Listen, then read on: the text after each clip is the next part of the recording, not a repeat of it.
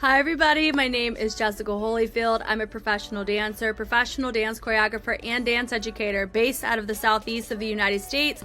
And I got my VPN camera here on my laptop because we're taking a look at some auditions from the second season of Street Dance Girl Fighter. It is from the second episode.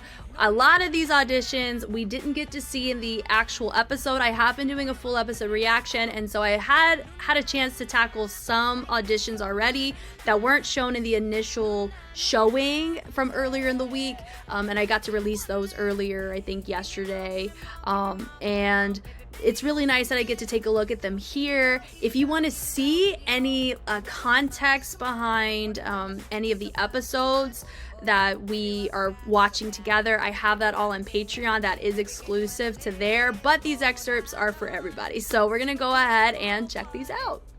This is WELLBOSS. I really wanted to see this one, and I know they went to Hook, and some people from WELLBOSS made it onto Hook's team, I think. Like, this is so fun!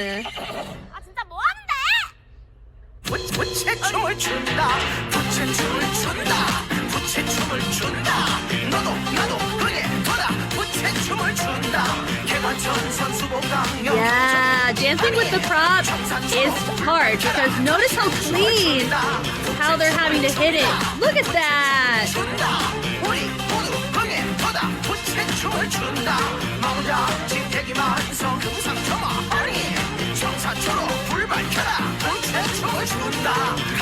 Oh, that's so fun. I remember seeing something similar to that. So fun!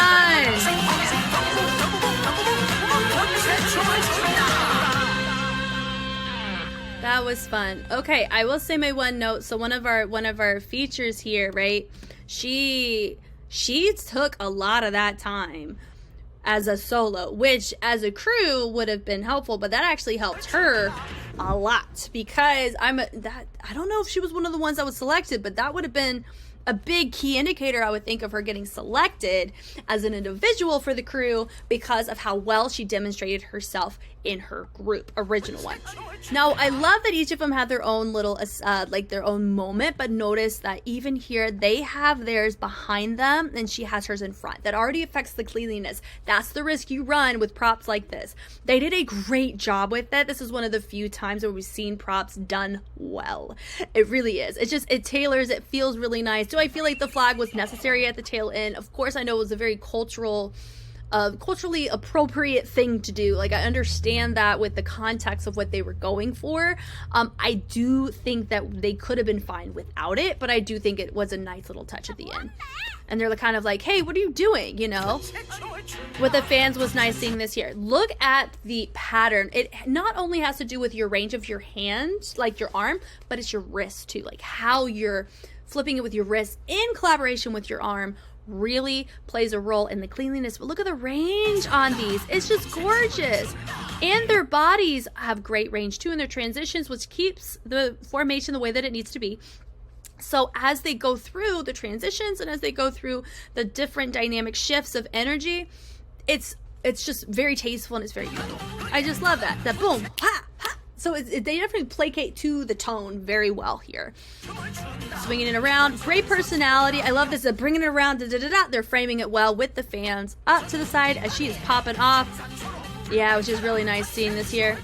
Now notice, she spends about a good 2, almost 3 8 counts, I think, of movement. This right here would have sealed the deal as an individual. Look at her energy here. But notice, like, she kind of dropped her performance in that second 8 count there. I love her overhead variance over going to more of a polyrhythmic perspective. That little hip, bah, you know, vibing through with her hair. Bring it up. The energy, that's really fun. Yeah, that, da, da, da, da, da, yeah. Just the energy, pop off, ladies. And then having them all have their moment here. It's very complex in their whacking variations, but then having somebody in the center. That's very fun to see. Love the barrel jumps on that. but it also has this very comical transitions with it, and I think that's what really made a lot of these groups drawn to them. They were clean, very clean with the prop as well as with them as individuals.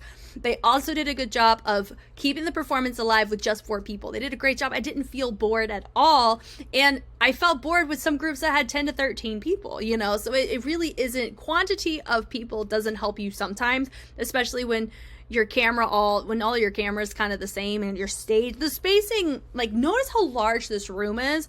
Everyone's gonna look small in comparison to, you know, if it's a soloist versus 19 people, they're all gonna look small in how big this room is. So I really do like their choices here. I love with the overheads, and then noticing even the range of their fan is the same. And then having them go through, they have a really nice comical effect to some of their execution, and I think that helped with them. I think I already mentioned that, but I just don't know if I finished that thought.